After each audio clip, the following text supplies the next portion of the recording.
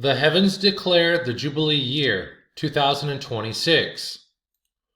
This is a mashup of Proverbs 25 verse 2 and Psalm 19 verse 1. My commentary is here in the yellow. It is the glory of Elohim to conceal a matter. The Jubilee count has been concealed. The heavens declare the glory of Elohim, and the firmament showeth his handiwork. So here you go, the glory of Elohim, the heavens declare it. This means that the heavens declare the matter, okay, this concealed matter, which in our case is the Jubilee year and the Jubilee timeline. And it is the glory of kings to search the matter, the Jubilee year, the Jubilee cycle out. The stars are time markers, and therefore the Jubilee which is also a time period, has to be searched out in the heavens, because the heavens declare the glory, which is the concealed matter, which is the Jubilee. And that's what we're going to be doing in this video. I'll be doing this and I'll be bringing you through it, bringing you the evidence and the data that you need. These 4 ancient Babylonian tablets from King Nebuchadnezzar's reign contain the astronomical data that have been recorded on each of these tablets, the star data, that restores the timeline. The data on these tablets synchronize biblical history that's found in the prophet Jeremiah chapter 52, 39, and elsewhere in the Tanakh to the Gregorian dates that will then be used to restore the Jubilee timeline that's hidden in Ezekiel chapter 40, verse 1, and that restores in this video to 2025 to 2026.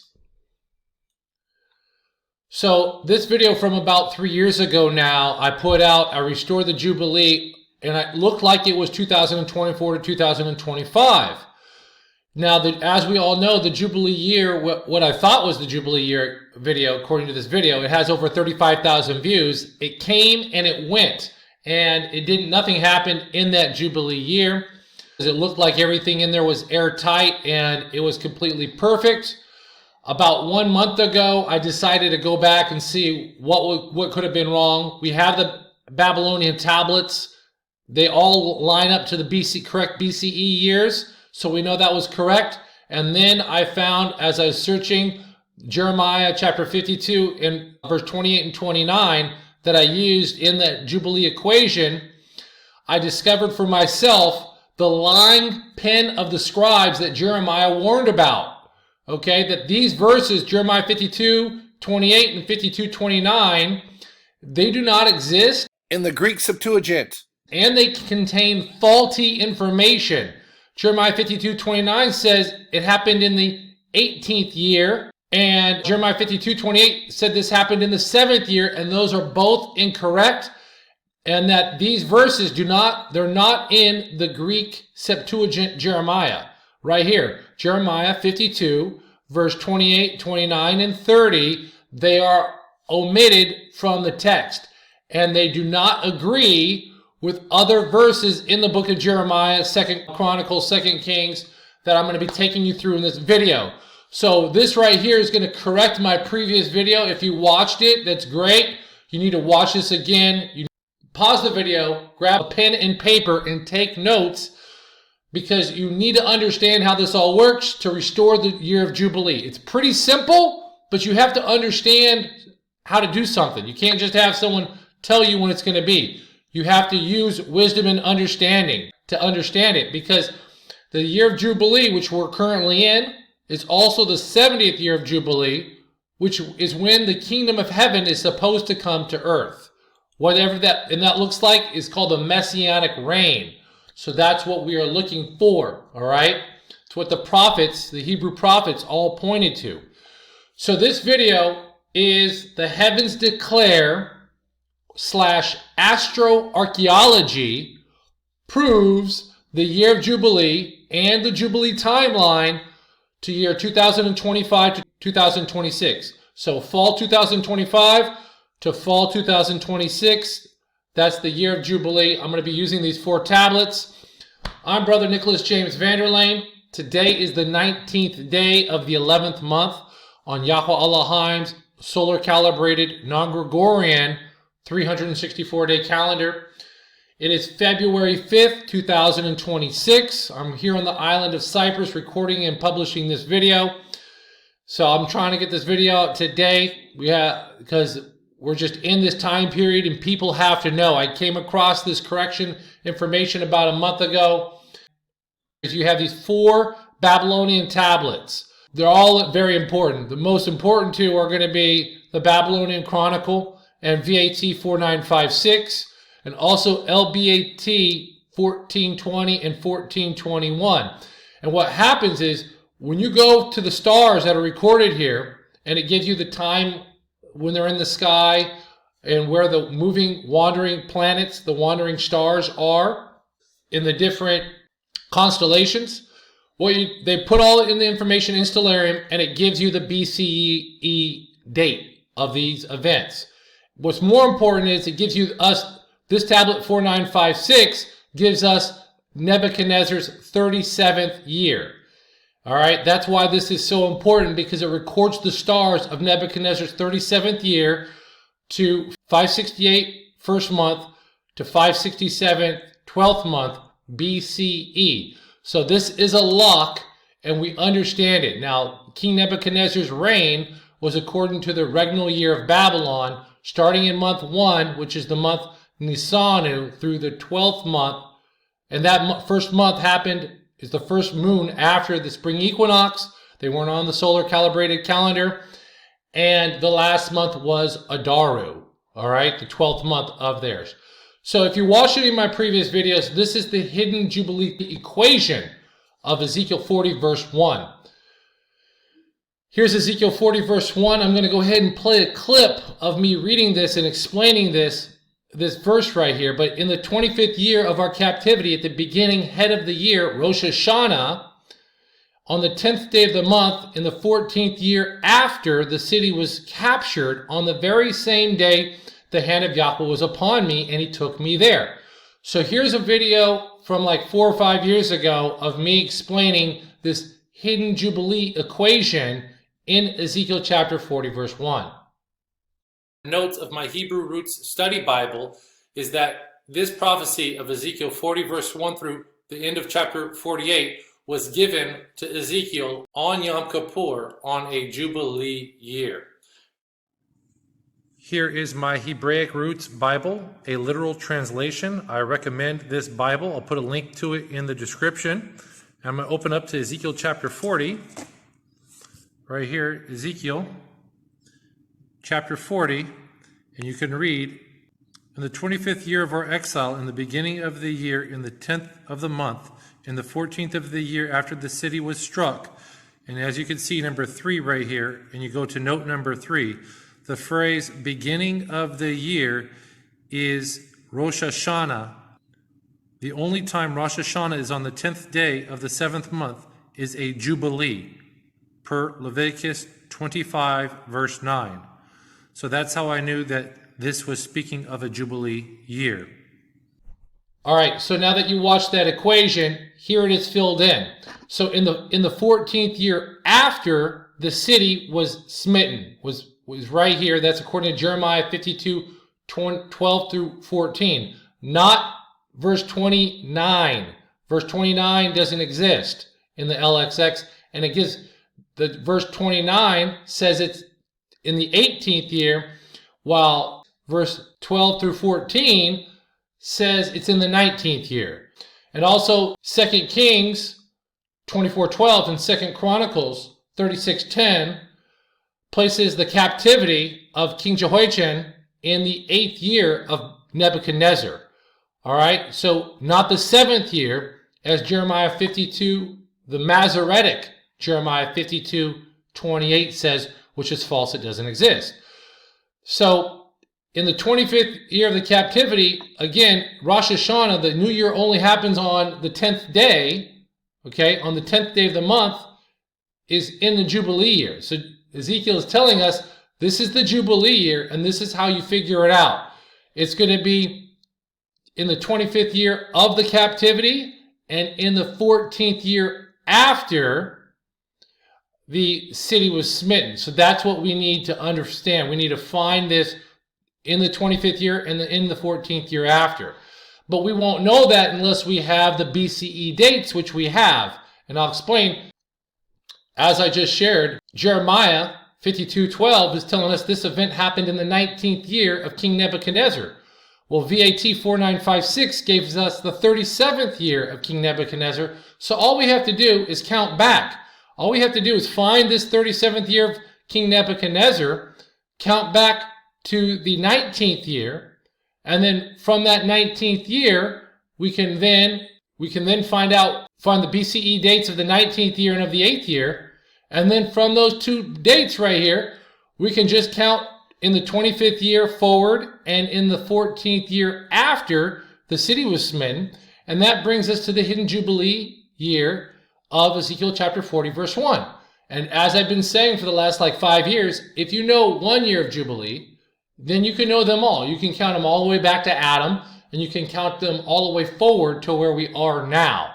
And that is 2025 to 2026. So I'll be bringing you all through that in this video lecture. All right? And this is about a video I did about 6 months ago, calculating Joshua's long day, the day that the sun and moon stood still.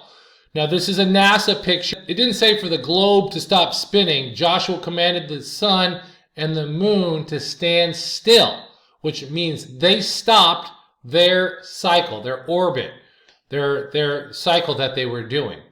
And what's interesting is that we can trace this back to 1406 BCE, which is year negative 1405. There was a total solar eclipse through Syria, through part of Cyprus, it looks like, through part of Turkey, through up there. But in the Holy Land, it was only a partial solar eclipse. And what I did was I went into Stellarium and I went to Gibeon and I shared what that looked like in the NASA model in Stellarium, which was pretty cool. If you haven't seen this video, you should watch it. So the sun right now is about zenith, and this is the time that Joshua said, sun stands still over Gibeon, moon over the valley of Ayalon. And it says that the sun stood in the midst of heaven all day. In the midst of heaven is in the middle of heaven, which is at zenith. Solar noon. All right, so at zenith, at this day, is when the sun stood still. Also, on this day, is this where the moon would have been over the valley of Ayalon? The moon was due west, and if we're scrolling west now, we should be able to see the moon right here. Moon over the valley of Ayalon.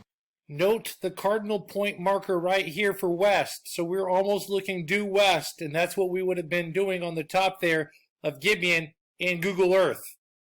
So right here, if Joshua's on the top of the hill, he would have seen the moon just creeping up over some of those mountains there.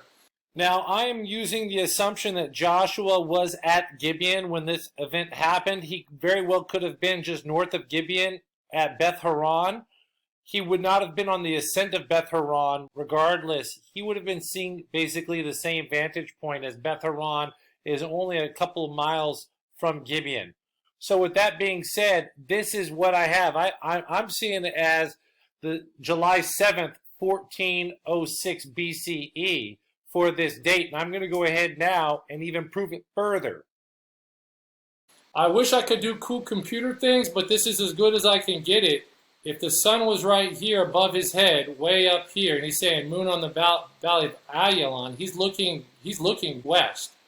So he would have just saw the moon basically right here over these mountains. It would have been somewhere here to say it's over on the top of the valley of Ayalon. He didn't say moon stands still over Bet Shemesh. He said moon over Alion. So for the moon to be way over on Alion, it had to have been on July 7th.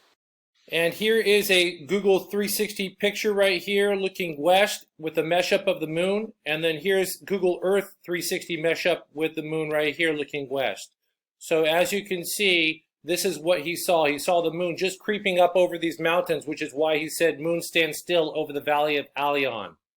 And this confirms that the day of Joshua's long day was in fact July 7th, 1406 BCE, which turns out in Stellarium was also the day of the summer solstice. But what that does, and it verifies the year that they entered in to the land of Canaan, all right? And that is also a lock.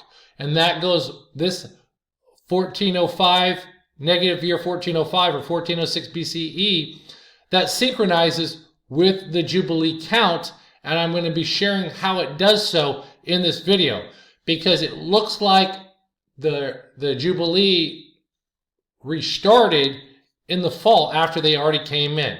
It appears it was a Jubilee year, and I'll be going over that.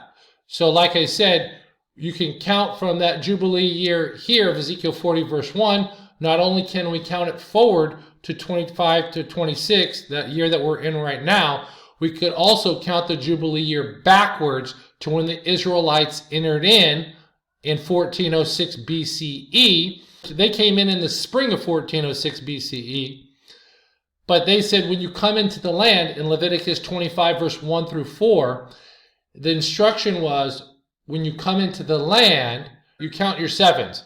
You begin to count your sevens, and the Jubilee year is based on the agricultural year. So they wouldn't start that agricultural count until in the fall of 1406 BCE is when they would do that. So that is 70, we are now 70 Jubilees removed from that event. We are in the 70th year of Jubilee from this event. This is how astroarchaeology works. It's called astroarchaeology.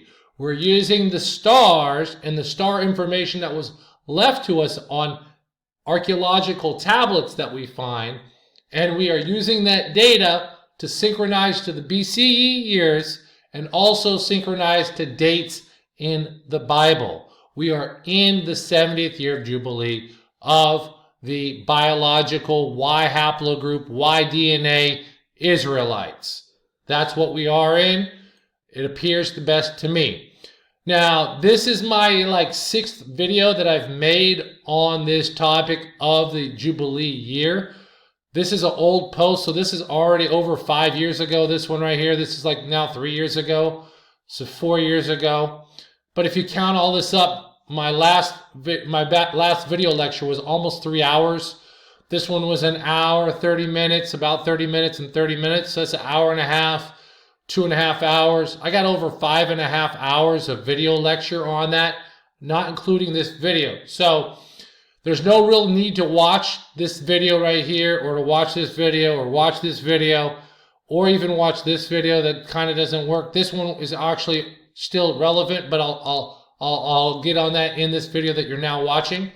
But going back to this video from almost 5 years ago, I said that the Jubilee year could be one of 3 years. I said it was going to be either 2023 to 2024, 2024 to 2025, or 2025 to 2026. All right? I gave 3 dates. I didn't have it honed in. Then, a couple of years after making that video, I found the astroarchaeological information to plug it in, and it looked like it was going to happen 2024 to 2025. But as I shared with you, we all saw the year came and passed, nothing happened. Summer passed, and no one was delivered. And so that's why I had to go back. I had to go back and look at the scriptures that I used, because I know the astroarchaeological information is accurate. We have the BC years of Nebuchadnezzar's 37th year, so something else had to be wrong. And so it was the Masoretic text of Jeremiah, as I already said. So in this video, and as with all my videos in this series, I ask you all to pause the video. I ask you all to take notes so you can think for yourselves and you can understand how this works for your own selves. You don't have to test what you've been told, all right? You have to test it.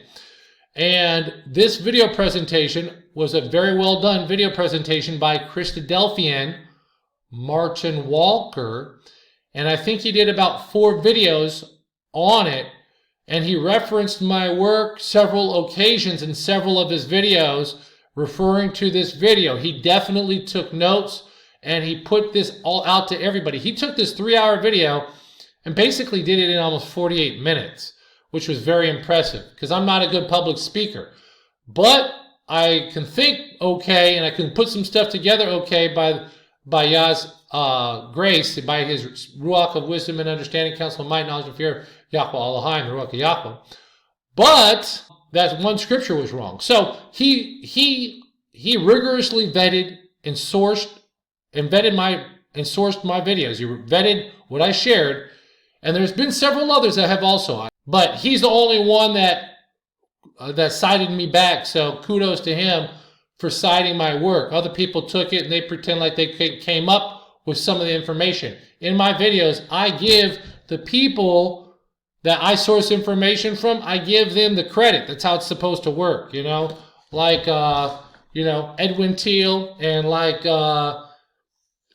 Donald J. Wiseman, Dr. Wiseman, Dr. Teal, okay? So these books are crucial. This is about the Babylonian Chronicle, and then this is some great chronology, biblical chronology. And we're going to find out in this video right now that he was actually correct and Roger Young is incorrect, all right?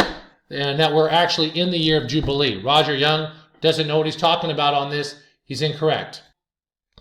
So again, several months ago at the end of what I thought was the year of Jubilee, this is like the last day of the year, right before the summer has ended. This is the last day of summer. The sun was going down here in Cyprus, okay? I was completely dumbfounded in this video if you hadn't watched it. Not a lot of people watched it. Only 2,000 people watched it. As no biblical size events happened in that previous year, what I thought had been the Jubilee. And I had no other explanations at the time. And again, the harvest had passed, the summer had ended, and we were not delivered. We were wondering, why was there no salvation in the earth? What had happened? So that was like, I don't know, that was like at the toward the end of September there, like September 20th, September 19th. So I ended up not doing really anything for a couple months after this, just thinking about it. And I started taking my kids to basketball practice. I started doing other things that I had to get taken care of. And then just last month, there was a break that I had and some other things I had going on in my life. And I decided to get back into my video to find out how I failed. How the astroarchaeological information failed. And it wasn't me that failed. It was the scriptures, the lying pen of Jeremiah. And as I was going through that video, I revisited all the information. This was all correct right here. We had Nebuchadnezzar's 37th year. We knew the Jubilee, the hidden Jubilee year equation. We had this information. We had these other tablets that were also correct. It was locked in. The years were all locked in. And then that's when I went to examine Jeremiah 52:28 to Jeremiah 52:29. I started there, and then I discovered for myself. Nobody put it in a comment on YouTube. Nobody sent me an email. Nobody left me a message on my calendar page. No one hit me up on Facebook and saying, "Hey Nick, Jeremiah 52:28 to 29 isn't in the LXX." And I should have known a little bit better. I take my own blame, and I do take blame. It's just what it is. It's just a lot, but what it is I got to correct myself, and that's when I discovered the lying pen of the scribes right here. Jeremiah 52:28 says the 7th year of King Nebuchadnezzar. Jeremiah 52:29 of the Masoretic text says the 18th year. These are false. Okay, the captivity of King Jehoiachin happened in the 8th year of King Nebuchadnezzar, and Jeremiah 52:14 says that it happened in the 19th year, not the 18th year. So this is where my equation went wrong. I'm sorry I didn't fact check it back then. The LXX, Jeremiah 8:8, I'm now quoting the LXX for Jeremiah, even though I'm using the Masoretic text for Ezekiel, because I believe the Masoretic text is legit according to the Dead Sea Scrolls. The LXX Jeremiah 8:8 says, "In vain have the scribes used a false pen." And that means that Jeremiah was prophesying about his own book. The scribes came and messed with his book, adding to his book and it screwed us all up. These lying pins of the scribe, they used to false pin. Left us all to, it just screwed everything up for that last year. I had to blame it on them. And the prophet Jeremiah warned us about it. And right there in his own book, he warned that that would happen. Yahweh Elohim warned that that would happen through Jeremiah when he gave Jeremiah the word of Yahweh. So there you have it. All right? Hallelujah. So we know that that's how it happened. Here it is, right here. Jeremiah chapter 52 in the Greek Septuagint right here. Right here, LXX, this is the Greek Septuagint, Britain Septuagint. Jeremiah 52, verse 28, 29, and 30 says omitted. It's not that they're omitted, it's that the Masoretic Jeremiah 52, 28, 29, and 30 were added to the real Jeremiah scroll because the information in them does not agree with that. So here you see Jeremiah 52, 29. This is the Masoretic text from the King James Bible. It says, in the 18th year of Nebuchadnezzar, he carried away captive from Jerusalem this many people. But in Jeremiah chapter 52, verse 12, same chapter, it says now this is in the Masoretic text right here. See, King James, it says now in the 5th month and the 10th day of the month, which is the 19th year of Nebuchadnezzar, king of Babylon, came Nebuzaradan, captain of the guard, which served the king of Babylon, into Jerusalem. And that's when they sacked Jerusalem on the 10th day of the 5th month. That's the last time. And they took everybody away. And it says it happened in the 19th year. So this says 18th year and this says 19th year. The chapter itself doesn't agree with itself. And that it explicitly contradicts itself. The Masoretic text does. That's because this was added. It's false. It's the lying pen of the scribes. Hallelujah. All right. So 18th year to 19th year, and then when we cross this over right here, Jeremiah 52, 29, the same verse of 18th year to 25:8 and to 25:8 of the Septuagint, it's the 19th year. It means that this right here is false. The Masoretic text, Jeremiah 52, 29, is false. So these are the 3 times it says 19th year. Jeremiah 52, 12 in the King James Version. 2 Kings 25:8 in the King James Masoretic text version. 2 Kings 25:8 in the Britain Septuagint, the LXX, 19th year. While this verse right over here says 18th year. It's the lying pen of the scribes.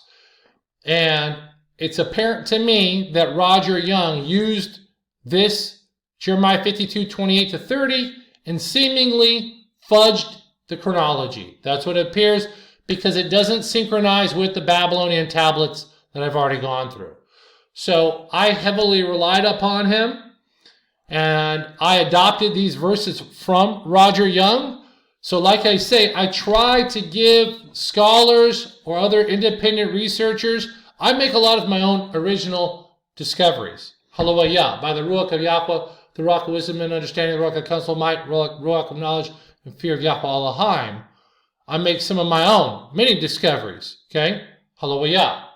Okay? Given to me. All right? How can I boast when they're just given to me? I can't. Okay? Not me. But when I get things from other scholars, I try to give them credit as much as I can without repeating myself. And hey, in my other videos, I tell you guys, I got the chronology from Roger Young. And apparently now, hindsight, Roger Young is incorrect. So now I have to also do that. I've had several emails with him and he's sticking to his situation, but the stars, the Babylonian tablets say it's false. All right. So only now we know that they're not in there, and it was Jeremiah who warned us about it. Okay. So Roger Young, right here, he gave us these dates, and incorrect. He said the Jubilee year had already passed. He's incorrect. He has the incorrect year for the fall of Jerusalem. His entry year into Canaan is correct. But the year of the fall of Jerusalem is incorrect. I have to look back at that. And it turns out that Edwin Teale was correct for the fall of Jerusalem to be the summer of 586 BCE. He was correct. So here is Roger Young from his article, When Did Jerusalem Fall? Published in Jets, issue like 47th, March 2004, page 38. Again, I adopted Jeremiah 52:28 to 29 from him. I shouldn't have done it. My mistake. Trying to nip that in the bud now and correct it. So hopefully everybody's watching. The contents of that chapter, this is what he says, Jeremiah 52, except for verse 28 through 30, are all parallel to passages in the last two chapters of 2 Kings. So the method's already determined for these chapters in 2 Kings. Tishri non-ascension reckoning can be applied to the corresponding verses in Jeremiah 52. Verses 28 through 30 are independent of the book of Kings and are interesting enough to require special consideration, he says. So he understands that they don't match with the other. I should have looked into that. Honestly, I didn't even really read his article. Okay, I just extrapolated things from it. Gave him the credit, so that's my fault. Thus, the list of captives this is what he's saying in Jeremiah 52:28 to 30, could not have originated in a Judean record. It came from the official records of Nebuchadnezzar. This is where he's coming up with his idea of these numbers. The years of the monarch would therefore be Nisan ascension years used in Babylon, which is a whole story. It just doesn't check out. This is an independent verification of the use of non-ascension years, maybe years starting in month number 1. So non-ascension years are like, they call it like months 1 through 12. When Jeremiah and the author of the last two chapters of 2 Kings refer to Nebuchadnezzar, the 7th ascension year of Jeremiah 52:28 corresponds to the 8th non-ascension year of 2 Kings 24:12, and the 18th ascension year of Jeremiah 52:28 corresponds to the 19th year non-ascension year of Jeremiah 52:12. I'm just not buying it. He's doing all of these mental gymnastics that aren't needed. They're not needed, and they just don't check out with what the stars say. All right? So just so you know, in that video from a couple years ago, that 3-hour lecture that I did, I used Jeremiah 52:29 21 times. That's how heavily I relied on that verse. It's the line pin of the scribe. Same thing with 52:28. I did that. Now, these are the correct verses. And when you put in the correct years, 19th year and 8th year, we get the correct Jubilee year. Okay? And so when you put in 2 Kings 24:12, just as it is, and 2 Chronicles 36:10, which both say the 8th year of King Nebuchadnezzar, there's no reason to play these mental gymnastics that aren't needed and aren't even accurate. Same thing with Jeremiah 52:12 to 14. When we just use the date of the Masoretic text, Jeremiah 52:12 to 14, saying it happened in the 19th year, we don't need to use mental gymnastics to explain Jeremiah 52:29. All right? It just doesn't matter at that point. It's false. We saw that the LXX doesn't have it for a reason. So this is the old wrong Jubilee equation based on the lying pen of the scribes. And this is the correct one with the lying pen replaced with the truth right here. And it unlocks the Jubilee year. When you plug all that in, it unlocks the Jubilee year to 2025 to 2026. And that's why we're seeing World War III. Come on, it's that simple. We're on the verge of what could be World War III because of that. Isaiah chapter 61. The Spirit of Yahweh Elohim is upon me, because Yahweh hath anointed me to preach good tidings to the meek. He hath sent me to bind up the brokenhearted, to proclaim liberty to the captives, and the opening of the prison to them that are bound, to proclaim the acceptable year of Yahweh, and the day of vengeance of our Elohim, to comfort all that mourn, to appoint unto them that mourn in Zion, to give them beauty for ashes, the oil of joy for mourning, the garment of praise for the spirit of heaviness, that they might be called trees of righteousness, the planting of Yahweh, that he might be glorified. This is what the prophets, this is what everybody's been looking for. We've all been looking for this year, when this event was to happen. When Messiah Hashawai read this at the synagogue, he stopped right here. He did not proclaim the day of vengeance of our Elohim, okay, which is going to be like world judgment. Remember, he used Nebuchadnezzar, he used the enemies of Israel to judge the Israelites and to Judah, he used Nebuchadnezzar to judge the Judahites and the leftover Israelites. He used, I think, was it Sennacherib and the Assyrians to judge the northern tribe. He uses kingdoms to judge kingdoms. He uses countries to judge countries. All right? Deuteronomy 32, it appears that he's going to use lit a fire from the deep, and it sounds almost like a volcano. He has a great fire kindled in the Song of Moses. That could happen in this year. Maybe maybe Kilauea, the big island in Hawaii. Maybe there's that big uplift going right on in Yellowstone right now. Maybe Yellowstone. Maybe something here at Santorini in Greece. We don't know. There could be a volcano judgment, a judgment through fire, which is blood. You know, lava coming out of volcanoes is blood, and columns of smoke and vapor. It would turn the stars to, third of the light of the sky would go dim from the ash. So that's something to consider. But what's important to note, Messiah Hashawai, he did not quote Isaiah 61 through 2a. He did not quote this right here in the Jubilee year. This is false. It was a Sabbath Shemitah year, and I'll be proving that coming up. But what else I wanted to point out in this short passage of Isaiah 61 is the day of vengeance is going to bring mourning. All right, there's going to be a lot of death. People are going to be sad when World War III happens, or they're going to be sad when this mega volcano goes off. And that's what he's going to do. He's going to appoint unto them that mourn in Zion after the war has happened, to give them beauty. So if you survive the war, he's going to give them that survive, those who are alive and remain, he's going to give them beauty for ashes. He's going to give them the oil of joy for the mourning. Okay, when does mourning happen? Mourning happens in death. And there's going to be a lot of death with World War III. So that's what's going on in this year. This year of vengeance is the year of death. And there's people that need to be comforted because the big war just happened.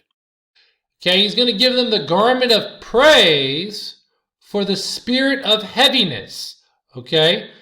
The spirit of heaviness you would put sackcloth on, but you're going to get the garment of praise. You're going to get white. That you might be called trees of righteousness, Zedek, the planting of Yahweh. You're going to be planted in the Holy Land, that he might be glorified. So this is like the promise to the prophets. Like if you believe the prophets, then you're looking for this day, and it didn't happen in Messiah Hashawai's day. Okay, he stopped right here. He did not proclaim the day of vengeance of our Elohim. I'll explain what he did do. He explained, he put out the Shemitah year release, but he didn't fully do the day of vengeance. Okay, and that's what that is. The year of Jubilee, the 70th year of Jubilee, is the day of Yahweh's vengeance. It's the year of recompenses for what is translated in the King James Bible as the controversy of Zion, or you could call it the cause of Zion. And I go, that sounds like the cause of Zion. I've seen that before. That's Zionism. So it's the year of recompenses for the for Zionism. Okay, so here's Isaiah 34:8, and this is all the different English translations of this verse, and you can see the cause of Zion, the cause of Zion. And if you go to that next verse, verse 9, it talks about Edom's streams will be turned to tar, and her soil to sulfur, and her land will become a blazing pitch. This has yet to happen, but you see the context of judgment for recompense for the cause of Zion and Edom. Now, we know that many Edomites became ethno-religious Jews under the Hasmonean dynasty. They became religious Jews, later adopted that ethnicity, and they never went back to being called Edom. They since then, or being called Edomites or Amalekites, they just, all from that point on, they became known as Jews. They adopted the Jewish ethnic religious identity.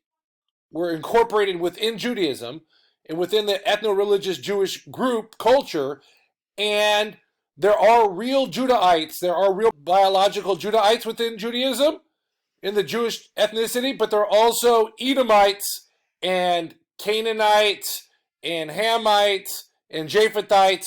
It's just a mixture of peoples. It's not a race. So the cause of Zion might be Zionism, and Yahweh seems to have a problem with that. It's the year of Yahweh's redeemed and redemption.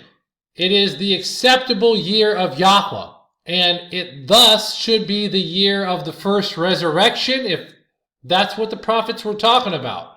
I don't know, but it lines up with this. I don't know. Could be the year of the first resurrection. So the day of vengeance, right here. These are verses about the day of vengeance. For jealousy is the rage of a man, therefore he will not spare in the day of vengeance. It's going to be, as I said, this is World War III, jealous type vengeance. That it's going to be a big rage. It's going to be all-out war, possibly. Isaiah 61:2, to proclaim the acceptable year of Yahweh and the day of vengeance of our Elohim, to comfort all that mourn. 63:4, for the day of vengeance is in mine heart, and the year of my redeemed is come. This was the prophet speaking. Yahweh speaking through the prophet. It should be in our hearts. We should be looking for Yahweh's day of vengeance when he's going to judge the earth in righteousness. Okay? It's also the year of the redemption, the redeemed. Okay? For it is the day of Yahweh of hosts, a day of vengeance, that he may avenge him of his adversaries. And the sword shall devour, and it shall be satiate, and made drunk with their blood. For Yahweh Elohim of hosts has a sacrifice in the north country by the river Euphrates. Whoa, in the north country? That's Syria. There's a lot going on in Syria.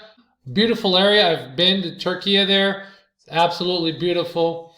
Amazing country. Amazing history. Thinking about the captive Israelites that passed through that area. When you had the Battle of Carchemish up there on the north country by the river Euphrates over there. The Battle of Carchemish. The Battle of Carchemish right here between King Nebuchadnezzar and Pharaoh Necho.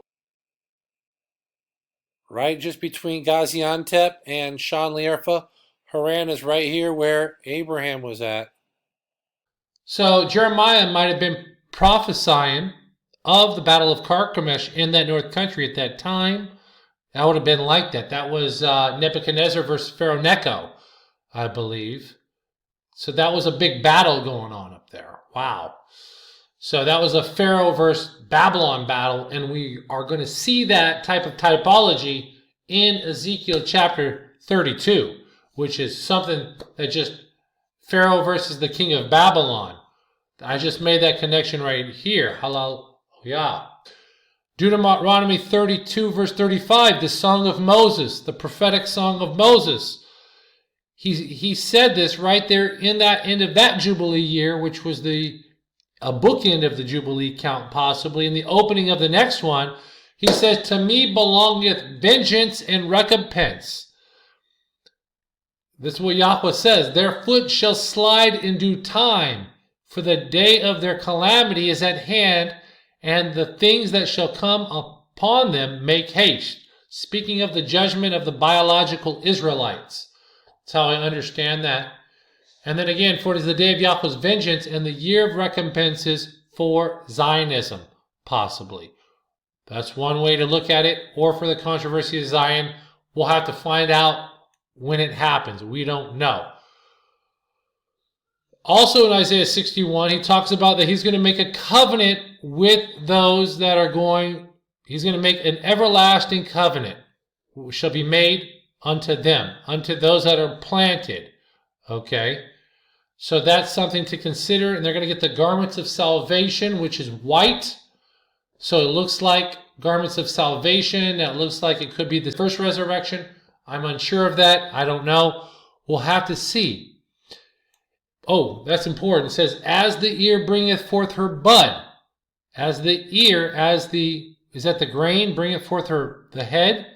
I don't know. Or her bud. As the earth bringeth forth her bud, which is at the time right now.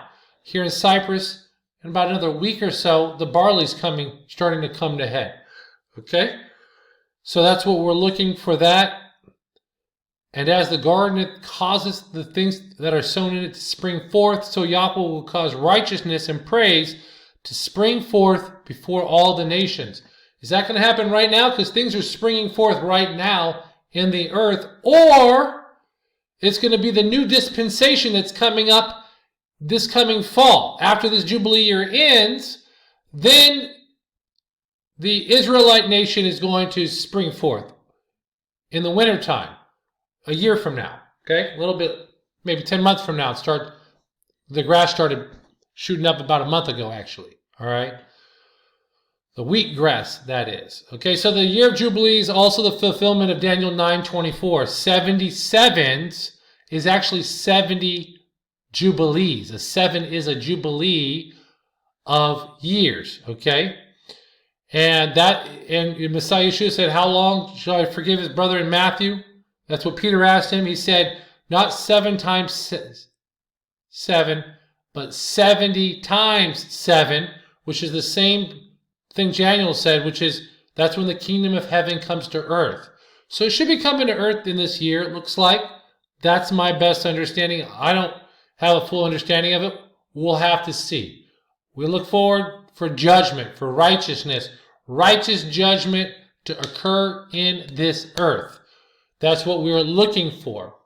There's a bunch of stuff that has to happen for that to occur. Basically, the global financial system has to be done away with. It's going to be tons of financial loss, but it's going to free people up because everybody's just slaves to corporations, to the corporate government, and that's just how it is. Okay, so it's going to be a different type of dispensation, and that's what we're looking for. So there's only 4 data points that unlock the Jubilee count. I've already gone over that. VAT 4956, Ezekiel 40 verse 1, Jeremiah 52, 12 to 14, and then 2 Kings and 2 Chronicles right here. When you put them all together, it gives us the Jubilee. All right, that's it. Only 4 it takes to do it. That's all it takes. The hidden Jubilee, Ezekiel 40 verse 1, I've already told you how that works. It's to these 2 events. All right. I already talked about this video from over 4 years ago right here. This is now probably 5 years ago. All right, with his hidden Jubilee. Okay, if we can identify 1 year Jubilee, Ezekiel 40 verse 1, we can know them all, and it's true. But we just have to have the right astroarchaeological data with it, which we do have now. With that, we can plug that in, and we can know the whole timeline. This is 2 Kings 24 verse 8. This happened in the 8th year of King Nebuchadnezzar, so you plug that in here. 25, 12 through 14, it happened in the 19th year. You plug it in, and that brings us to Ezekiel. So this is side information. This is the Babylonian Chronicle tablet.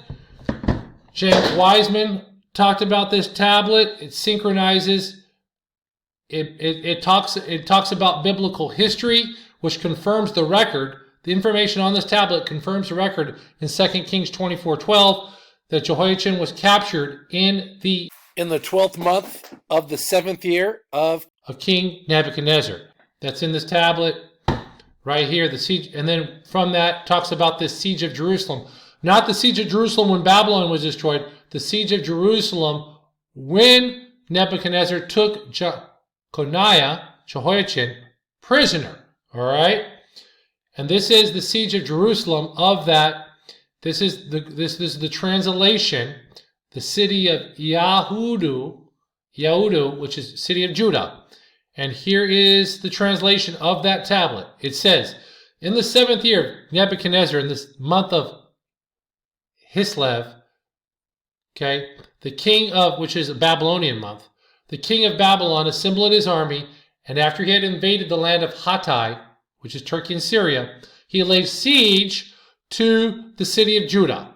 And on the 2nd day of the month of Adar, which is the 12th month of the Babylonian year, March 16th, he conquered the city, and the city took the king Jeconiah prisoner, and he installed King Zedekiah of his own choice. He installed king, who's Zedekiah of his own choice, and had received rich tribute, and he sent forth to Babylon. That's when he sent Jehoiachin. So just talking about the Babylonian tablet here in the Babylonian Chronicle, it says in the 7th year he laid siege to the city of Jerusalem, and he conquered it. He took King Jeconiah prisoner. But you need to understand that though he took him prisoner here, okay, in the 12th month on the 2nd day, the deportation didn't happen until the 8th year, as per Jeremiah said. So Jeremiah said doesn't account when he was captured. It accounts when he was deported. This doesn't give the date when he was deported. This just said, hey, he took the city and King Jeconiah prisoner. He installed Zedekiah, and he sent to receive the tribute and sent forth to Babylon. So he would have sent Jeconiah also. So it would have taken probably like a month to count all the stuff up and get everything going and go through all the treasure they got and then sent him. That's why it records the captivity starting in the 8th year and his deportation in the 8th year, because it just turned the next month. The next month became the 8th year of Nebuchadnezzar, and that's how that is understood.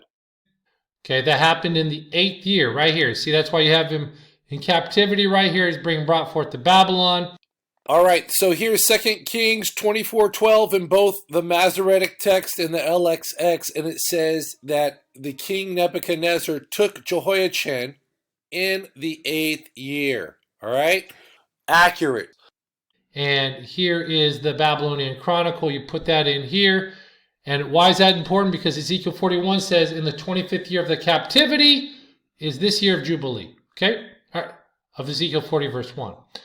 The third data point right here, this is the Masoretic text, Jeremiah 52:12-14. Now in the 5th month, the 10th day of the month, which is in the 19th year of King Nebuchadnezzar. And Jeremiah 52:12, even though that does not appear in the LXX, that is confirmed, that record of the 19th year is confirmed in 2 Kings 25:8 in both the Masoretic text and also the Greek Septuagint. It's the 19th year when this event happened.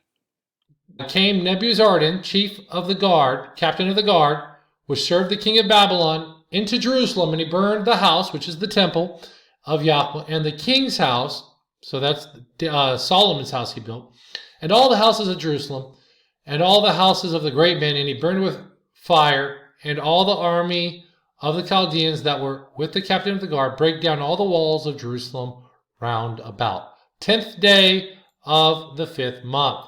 So this is 10th day of the 5th month in the 19th year. We plug that in. And when we know this over here, again, Babylonian tablet 4956, it contains the astroarchaeological information, at least 20 observations that were made in the 37th year of King Nebuchadnezzar. And this is the key to synchronize the 8th and the 19th year, because we can look up on Stellarium the stars of Nebuchadnezzar's 37th year, and we can find out the BCE year of his 37th year. And then once we know the 37th year, the BCE year of 37th year, then all we got to do is just count back to the 19th and to the 8th to get the event, the year the temple fell and was destroyed, in the year that King Jehoiachin was carried away in captivity. And when we do that, and that's what we have to do. And that's what I'm going to do right now. I'm going to solve the equation right now, the Jubilee equation. So step one, this paper right here, this was done by Sachs and Hunger. They identified the BCE year of VAT 4956. So they went back and looked at of all of these signs, and they were able to identify the BCE year for this event happened in year 568 BCE, which is year negative 587. Step 1. Synchronizing Nebuchadnezzar's 37th year to a BC year. And as I shared, tablet VAT 4956 records the observable astronomical signs of Nebuchadnezzar's 37th year of reign as king. And this paper right here, Astronomical Diaries, Related Texts from Babylonia, is a translation, transcription, and commentary on this tablet. So this is the paper, Astronomical Diaries and Related Texts from Babylonia. It's 3 pages long. This is regarding tablet VAT 4956. Link to this document in the description, which they date negative 567, which is equivalent to 568 BC, as there is no year 0 in the BC AD dating system. You can see that on the obverse, they translated that there were 19 signs or recordings for Nebuchadnezzar's. And then on the obverse says year 37 of Nebuchadnezzar, king of Babylon, month 1, the first of which was identical with the 30th of the preceding month. The moon became visible behind the bowl of heaven. Okay, and then there's text is implied, text is missing and implied. Then there's a second sign. Saturn was in front of the swallow constellation. So we have the bull constellation, Taurus. We now have number 2, Saturn was in front of the swallow. The second in the morning, a rainbow stretched in the west. Night of the 3rd, the moon was 2 cubits in the front. Text is missing. It rained, night of the 9th. And it goes on and on down here. But there are some concrete signs that are so unique because of the dating cycle of Saturn, that Saturn's rotation through the constellations, that some of these are so unique, like Saturn in front of the swallow, it can only be to 1 year. Now, if you look up VAT 4956, the Jehovah's Witnesses have falsified the dating system of this tablet to 588, when really 588 BC, when really the dating is 568 BC. So they falsify it by 20 years to fit their false fulfillments of their Jehovah's Witness prophecies, which are false. So there's over 19 signs on the obverse, and on the reverse there's 21, and then on the lower edge there's 2, and then on the left edge there's 1. And this is their comments, and this is their conclusion. Calendar that King Nebuchadnezzar, his 37th year, began in April of negative 567. And year negative 567 is really 568 BC. So his 37th year of reign was 568 BC to 567 BC. So to share some of these signs, I'm going to go ahead and share with you this playlist that I found by a channel, Londo Malari. His name is Chris. Here I'll be playing a couple of clips from video series, which has like 30-something videos. Extremely comprehensive work. But he only has like 318 views, 637 views. This is the most excellent work explaining and documenting the signs of VAT 4956. And that the year of this tablet can be no other than year 568 BC for Nebuchadnezzar's 37th year. And his series on VAT 4956 and the fall of Jerusalem is the best on YouTube, but it is buried. And you can see it's buried because it's been out for 8 years, and there's only like, this video only has 318 views. This video only has 480. This has 371. So it's been completely buried on YouTube. And so, but it's the best that's out there. So let me go ahead and play some clips of his videos on VAT 4956 and share with you some of the signs in this video. There is links to the videos and to the video playlist in my video description.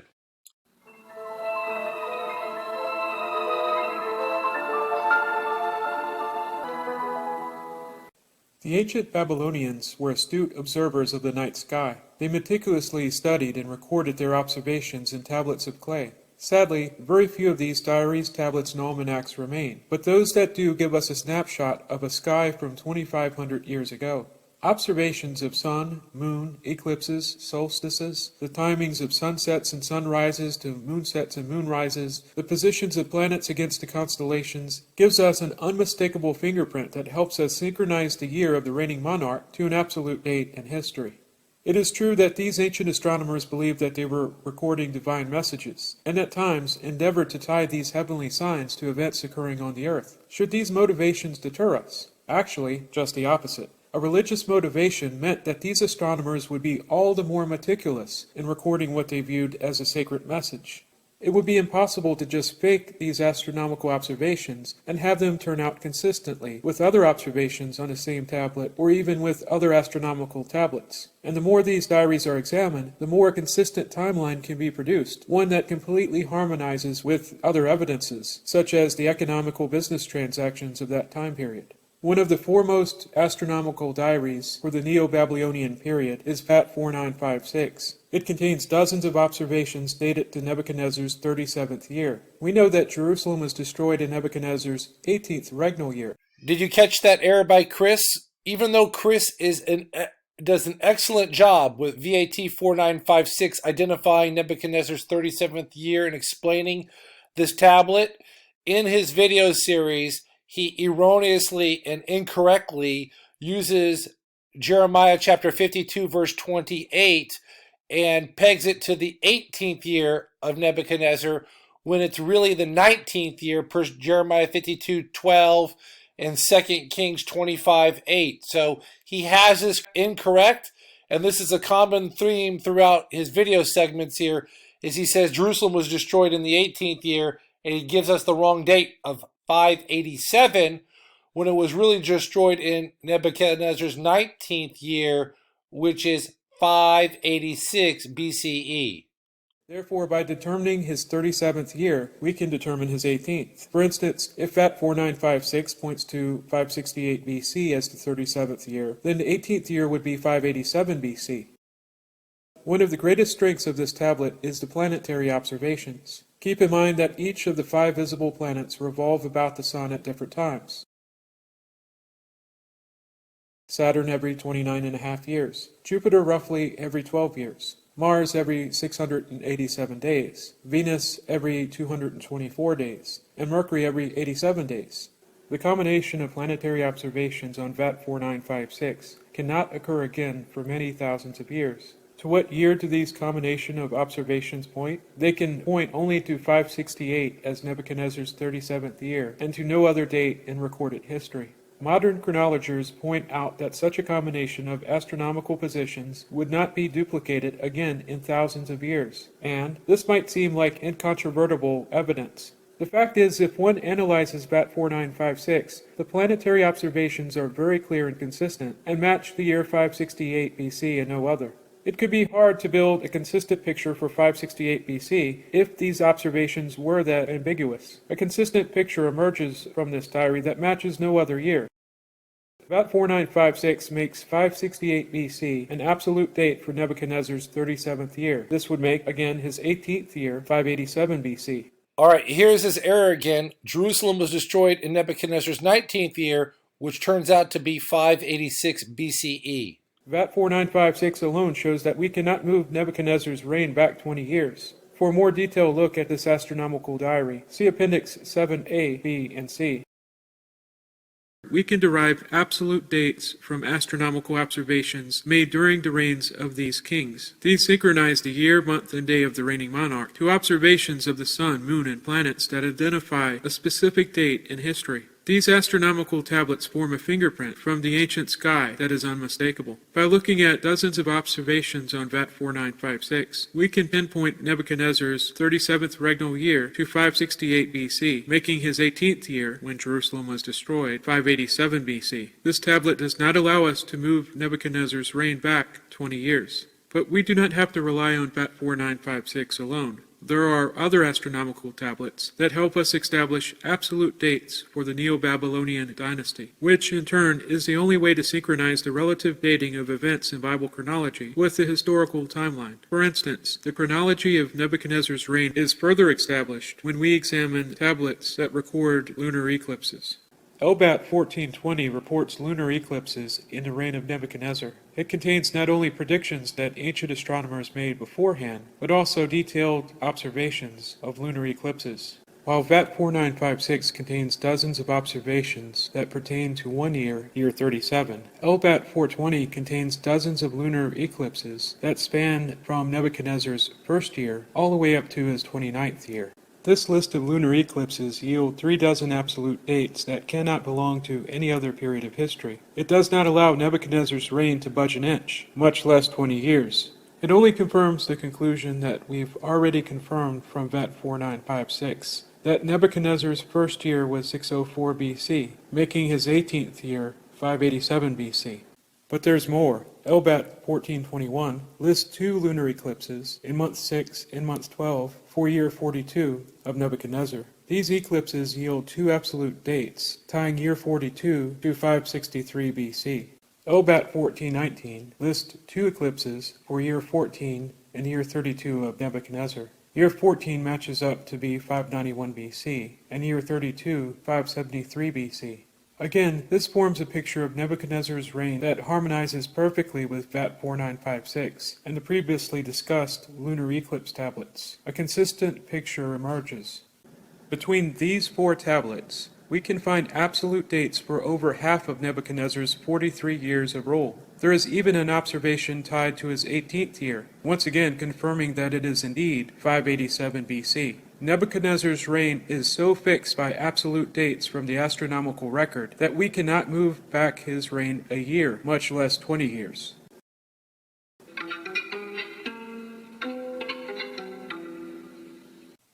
VAT 4956 is a list of astronomical observations made in Nebuchadnezzar's 37th year of rule. This diary contains observations of the sun, moon, and 5 visible planets, and their positions relative to the background constellations. There are many dozens of observations that form a unique fingerprint, for these observations could only occur once in many thousands of years. This cosmic fingerprint points to the year 568 BC as Nebuchadnezzar's 37th year. Let us consider a few observations to see why we can be so confident that this diary points to 568 BC and only 568 BC. Side 1, Line 1. Year 37 of Nebuchadnezzar, king of Babylon. Month 1. The first of which was identical with the 30th of the preceding month. The moon became visible behind the bowl of heaven. This observation is nothing to write home about. However, it does identify that the first day of the first month of Nebuchadnezzar's 37th year has begun. On the Babylonian calendar, this would be Nisan the 1st, which occurs with the appearance of the first new moon after the spring equinox. On our calendar, the spring equinox was on March 27th, and over the following weeks, the moon waxed and waned, and here we've come to the time when we see the first sliver of the new moon in the evening sky. On April 22nd, 568 BC, the moon becomes visible behind the bowl of heaven, that is, in a constellation called Taurus. Not to get ahead of ourselves, but if we count ahead 2 full months, and 9 days into the 3rd month, we come to the summer solstice. Later on, in line 16, we indeed find that the summer solstice was in the 3rd month on the 9th day. Therefore, right from the start, we've established that line 1 points to April 22nd, 568 BC, at sundown. Line 2. Saturn was in front of the swallow. We are still in the 1st month, on the 1st day of the month, on the Babylonian calendar. On our calendar, it is now April 23rd. Remember that the Babylonian day went from sundown to sundown, not midnight to midnight. The day started on the sundown of the 22nd and would end on the sundown of the 23rd. We see that indeed Saturn was in front of the constellation the Babylonians called the swallow. The swallow corresponds to a combination of parts of what we call Pisces and Pegasus. The swallow comes up several times in this diary. In line 9, on side 2, line 5, where we find the moon, in line 17, side 2, and on side 2, line 19, where we not only find Saturn, but Venus and Mercury as well. Consistently in all these instances, the swallow corresponds to what we call Pisces and Pegasus. Saturn revolves around the Sun every 29.5 years, and from our viewpoint moves very slowly across the sky. So throughout year 37, that is 568 BC, it stayed in front of the swallow. Line 2 points to April 23rd, 568 BC, for indeed, at that time, Saturn was in front of the swallow. Side 1, line 4, 12th, Jupiter's achronical rising. Achronical means occurring at sunset, and indeed, on the 12th of the first month, Jupiter rose around sunset, and this is a good match for what is on our calendar, May 3rd, 568 BC. Side 1, line 4, on the 14th, one god was seen with the other. Sunrise to moonset, 4 degrees. On the 14th day of the first month, that is the morning of May 6, 568 BC, one god was seen with the other. That is, the sun was rising in the east as the moon was setting in the west. They were both seen at once, and as you can see in the screenshot, indeed they were. More importantly, this tablet records the difference between sunrise and moonset, 4 degrees. This is the first instance on this tablet of a series of observations called the lunar threes. These are measurements from sunrise to moonset, from sunset to moonset, and to moonrise to sunrise. Here, the difference between sunrise to moonset is 4 degrees. Each degree represents 4 minutes. Therefore, 4 minutes times 4 degrees is 16 minutes. Therefore, we can expect that the difference between the time the sun rose until the moon set was 16 minutes. Skyview Cafe is a perfect tool to confirm these measurements. Here I set the time to minus 567, which is another way of representing 568 BC, and set the day to May 6. I set the coordinates to those close to ancient Babylon, and set the time to the Baghdad time zone. Here I used the tables feature to give me the hard numbers. Here we find that the sun rose at 5:12 a.m. and the moon set at 5:27. This is a difference of 15 minutes. Considering that the folks in ancient Babylon didn't have as precise tools to measure these things as we do today, this is pretty darn close to the 4 degrees or 16 minutes we were expecting. We can consider this a match. The observation points to May 6, 568 BC. Line 16, the 12th. One god was seen with the other. Sunrise to moonset, 1 degrees, 30 minutes.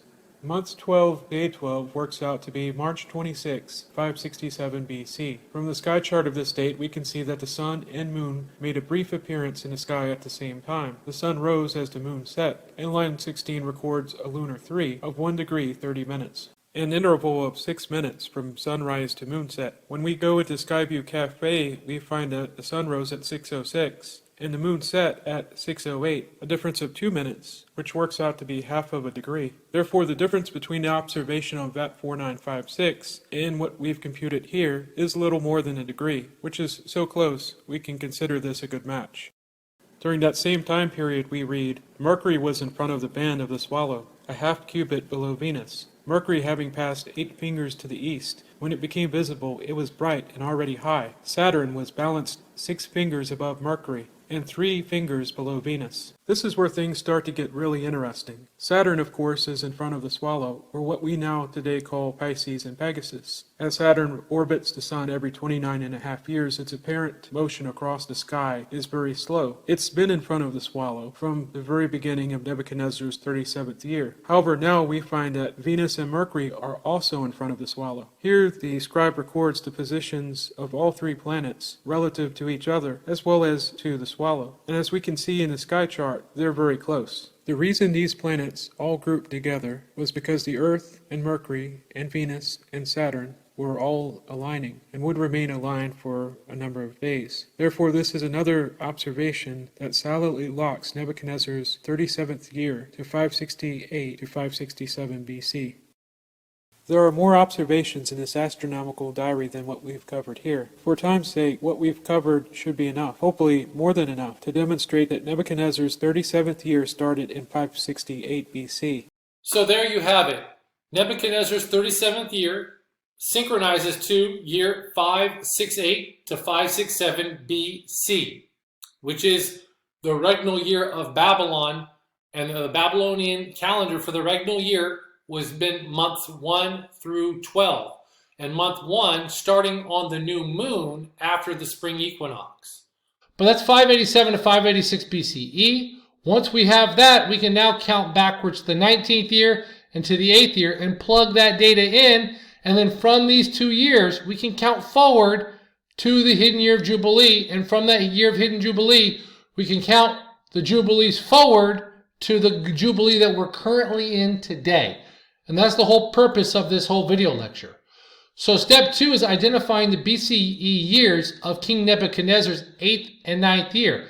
Now this is a screenshot of what this looked like from my video over 3 years ago. And now this whole spreadsheet, there's the spreadsheet right here from 3 or 4 years ago. It looks a lot different. This is a really dumbed down version. But you can see LBAT 1420, 1420 to 1419. Here's VAT 4956, LBAT 1412, 1421.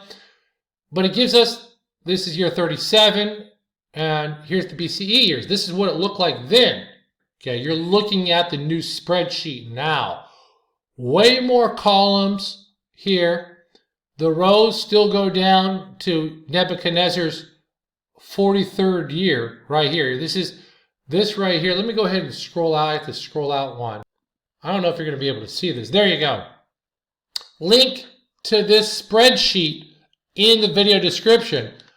This spreadsheet is extremely accurate. Okay, it gives us all the information we need. It doesn't just use VAT 4956 right here to the 37th year of King Nebuchadnezzar. You might not be able to zoom in on this. What I'll do is I'll zoom back out. Okay, I'll go back to normal. And then what I'm going to do is I'm going to scroll over. Just going to scroll over. So this uses VAT 4956. It pegs it. It anchors it.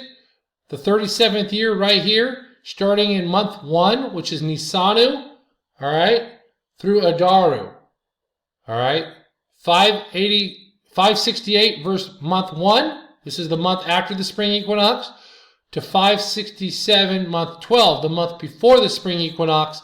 This together is Nebuchadnezzar's 37th year right here. And that, once we put that in and anchor that to this spreadsheet, then we can fill in his 36th year, 35th year, all the way up to his ascension year. And then once we have the dates and his years going all the way up to his ascension year, then what we do is then we can lay over verses like Daniel 1:1, which is ascension year counting the 3rd year of Jehoiachin, which also equals the 4th year of Jehoiachin per Jeremiah 46 verse 2. That's why this is in blue and red for this year, because it happened right here. And what do you know? If you go Jeremiah 46 verse 2 over here, you can see that this is when the Battle of Carchemish happened, right by the river Euphrates. Okay, Pharaoh Necho and Nebuchadnezzar, they battled it out right there. I drove right by this location a couple of years ago. Amazing location. All right, that happened in the 4th year of Jehoiakim. The Babylonian Chronicle that James Wiseman had, it said that the captivity, okay, Jehoiachin, 12th month, 7th year. That's Nisanu in the 7th year. Remember, it said, Wikipedia said, it happened on the 16th day of March then. But 2 Kings 24:12-13 says the king of Babylon took him in the 8th year, not the 7th year. So what happened? You have to understand how the Israelite calendar works. Just because the city was captured in the 12th month, right before the spring equinox, it takes time to process the captives. It takes time to get the loot together, all of the booty that they got. It said that he took the spoil, the tribute that he took, but it says here it took him in the 8th year. Well, all what happened was just that in the 8th year of Nebuchadnezzar, all that happened is the next month came, and that's when Jehoiachin was taken out to Jerusalem. He was taken out to Babylon in the 8th year, right here. Okay, and that's when Zedekiah was replaced. So this all just synchronizes here together. All right. So you have the years in the BCE years in half. Okay. Why? Because the regnal year of Judah starts in month 7 and ends in month 6. So that's why this is year number 2. Okay. And that's offset by the non-ascension years, what they call non-ascension years, which is basically just the ecclesiastical year of months 1 through 12. That's why they're offset by 6 months. And that's why I made this spreadsheet like this. So this has half the year here, year 5, and half the year, the second half of the year is here. While Jehoiachin has half, the end part of year 8 is, and then the beginning half of year 9 is the 5th year of Nebuchadnezzar's full year. So that's just how that works. So the Jubilee count, that what you need to know, it's on the agricultural year. It's not on the civil year, the ecclesiastical year. Okay, it's on the Judah's civil year. It's not on the ecclesiastical year of months 1 through 7. So let me go through this spreadsheet to help everybody out. Link to the spreadsheet in the video description. Everybody go to the spreadsheet. You can get it in the link in the description. Spend a lot of time in this spreadsheet. Check it for yourself. You need to know, because this gives us when the Jubilee year is. This is 100% accurate, and so it's so important that you know this. These columns are in red because these aren't accurate. They don't work. Okay? The prophet Ezekiel was not using the city destroyed on the ecclesiastical year. Ezekiel was recording everything on Judah's civil year. Jeremiah was recording the events of Nebuchadnezzar on the ecclesiastical year. Again, Ezekiel was using the Judah's civil year, which is the agricultural year, which is the cultural year of Jubilee. I'll be able to prove that in this video that you're watching, okay? But this all synchronizes. You have the return of the year. Nebuchadnezzar brought him to Babylon. The return of the year is the first month of the calendar, month number 1 of 12. That's the first year. That's the first year. That's the return of the year.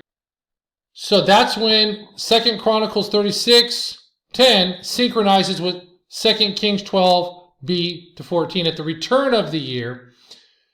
And that return of the year happens in month 1, which is Nisanu on the Babylonian calendar. I don't use those Babylonian names. I use biblical names. Anytime you see a Babylonian name used in the Bible, I highly believe that it was a false addition to the text, even in Daniel. So everything in here you have to go through to check out. Zedekiah, even though he ascended right here in the 8th year, Zedekiah, he ascended the throne. You do not count the first 6 months. That doesn't belong to Zedekiah. The Zedekiah's count begins month number 7 right here in the 8th year of, at the end of the 8th year of Nebuchadnezzar, which is the beginning of year 1 of Zedekiah. Which is also year 1 of the captivity. So the captivity count and Zedekiah's count are the same. And it all synchronizes. I'm going to show you how this all synchronizes. So this is in red right here because this does not synchronize. Though the ecclesiastical recording of Ezekiel seems to be able to work right here for these 2 columns, the 5th year and the 30th year in the 4th month, it seems to synchronize right here, okay? That these columns that Ezekiel was using ecclesiastical years. But what happens is when you scroll all the way down to the bottom, they don't synchronize with the 14th year, with the 25th year. Per Ezekiel chapter 40 verse 1, which says in the 14th year after, which is supposed to also be in the 25th year of the captivity. It doesn't synchronize using the ecclesiastical year for in the 14th year after the city was destroyed. Remember Ezekiel 40 verse 1, it's supposed to be in in the 14th year after, in the 25th year of the captivity. That doesn't sync. It's the 13th year when you're using it. Now this, I'll show you how that works, okay? Because right here, in the 10th day of the 5th month in Nebuchadnezzar's 19th year, Jeremiah 52:12 to 15. All right, also 2 Kings 24. All right, that synchronizes right here. All right, that's when it all happened. In the 19th year of Nebuchadnezzar, in the 5th month, which is right here. It happened right here is when this event happened. Okay, so that means that you do not count this year as the first year after. It's in the 14th year after. It doesn't say 14 years in the 14th year. It says in the 14th year after. So you don't count this year. This year right here, you don't count. You start counting right here in month 1 of 585 BCE. So though the temple fell in the 5th month of 586 BCE, you do not begin in the years after that year to begin counting year 1 until month 1, 585 BCE. So what happened was, when you start counting here after, this is in the 13th year after, which is in the 25th year. It does not say in the 14th year after, and it does not synchronize according on the ecclesiastical year. That's how we know Ezekiel did not use the ecclesiastical year to record his prophecies. Okay. Rather, when we come here to this event right here in the destruction of the temple, okay, we know that it happened in the 5th month in the 19th year of Nebuchadnezzar. So this is locked right here. This is locked right here. Okay. Now, because Judah's year begins in the 7th month, okay, the civil year, which is also the agricultural year, which I've proven in previous videos, begins in the 7th month, okay, the city destruction did not, it says in the 14th year after. So we have to start counting year 1 after that year of the destruction happened. So if it ended if the destruction happened in the 5th month, you count the 6th month, and then on the first day of the 7th month is the new year. So you go right here. So do you see that right here? Year 1, this does not check out. I should put this in red. I should put this in white. This just doesn't check out because this synchronizes to in the 13th year. But if we start year 1 right here on the civil count, Judah's agricultural year, okay, which is what the Jubilee year is based on, then when you come down here to the end, just like Ezekiel 40 verse 1 says, in the 25th year of the captivity, this is the 25th year of the captivity, the 25th year of the captivity synchronizes with King Zedekiah's reign. Okay, it synchronizes with King Zedekiah's reign right here. So Zedekiah year 1 is year 1 of the captivity. These years were not added. When you count it this correct way, this synchronizes way down here the 25th year. Okay. Okay, it synchronizes with the 5th year of the captivity, synchronizes right here, synchronizes with the 9th year of the captivity, verse 2 Kings 25:1 and Jeremiah 39 verse 1. Okay, it synchronizes with the 11th year of Zedekiah, which is the year that he was taken away. Okay, the city was besieged.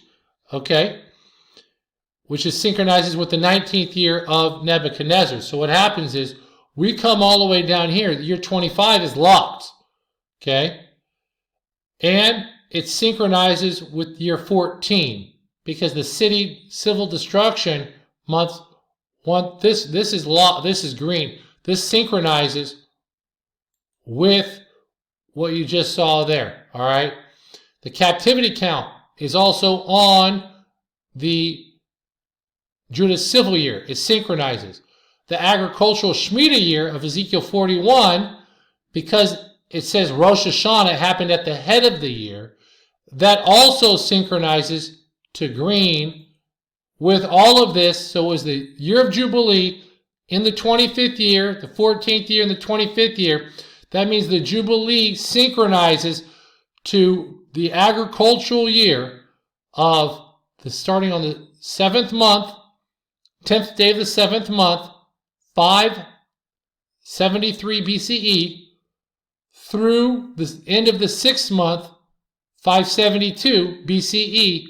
That is the year of Jubilee. And it all checks out while using Ezekiel over here on the ecclesiastical year events, it fails. But Jeremiah checks out here. Jeremiah, because Nebuchadnezzar is on months 1 through 12, the ecclesiastical synchronizes here for Nebuchadnezzar, Jeremiah's record, while over here Ezekiel is using Judah's record, Judah's calendar year, okay? And that's how this works. It synchronizes, everything checks out. Now, interesting to note, okay? Zedekiah and the elite, they made a covenant. Jeremiah spoke to him. He said, okay, I'm going to make a covenant. I'm going to let the Hebrew slaves go free. Him and the elite of the Judahites, the wealthy Judahites, said, okay, we're going to let our Hebrew slaves go free in the Shemitah year. That was at the end of year 34. This happened when they were being besieged by King Nebuchadnezzar and the Babylonians. They made this thing to hopefully that Yahweh would allow them to go free from the Babylonian siege and rescue them. Okay, right here's the Shemitah year, and what happened was when they were being sieged up by Nebuchadnezzar, but then Nebuchadnezzar, he left the siege of Jerusalem, and after they made this covenant, he went away to go fight the Egyptians, okay, down in, I forgot where he had to fight them. He left Jerusalem for a few months to go fight the Egyptians in the Holy Land. I don't know if that's the Jezreel Valley. Might have been in the Jezreel Valley, or it might have been down there by Gaza. I don't know where he fought them at. I'll have to look that up. And so they made that covenant, and they're like, okay, we removed them. And then what happened was when it was time for them to let their slaves go free in the Shemitah year, right here, the elite rescinded their promise, their covenant that they made to let their Hebrew slaves go free.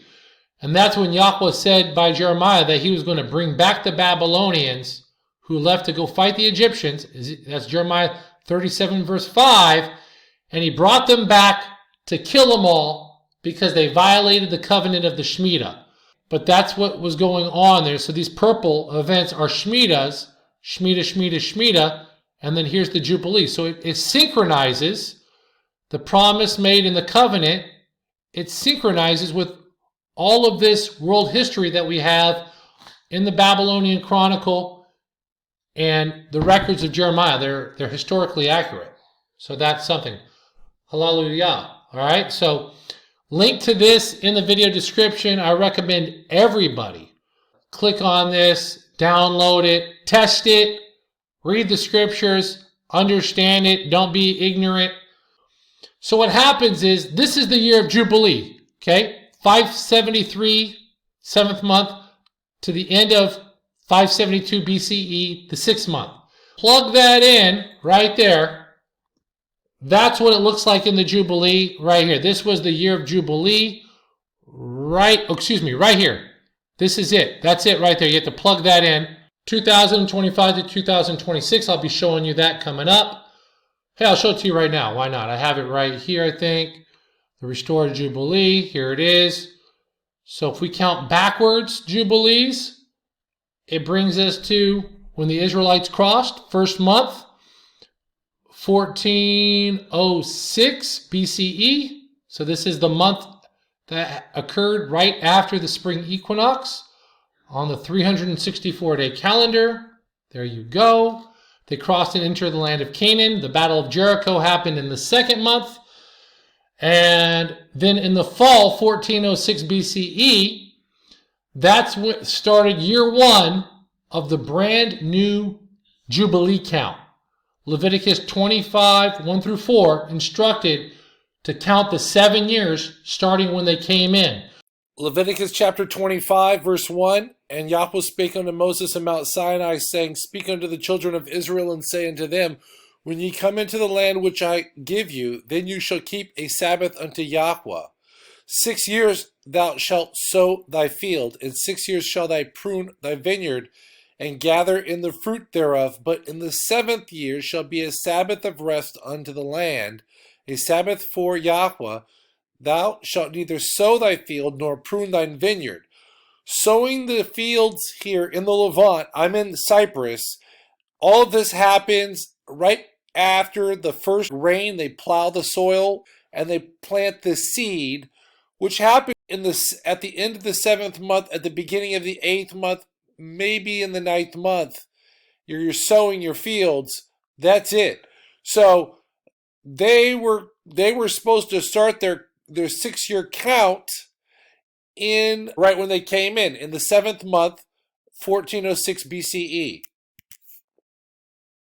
So even though it seemed like it was a Jubilee when they came in, and it was, that Jubilee count had a bookend.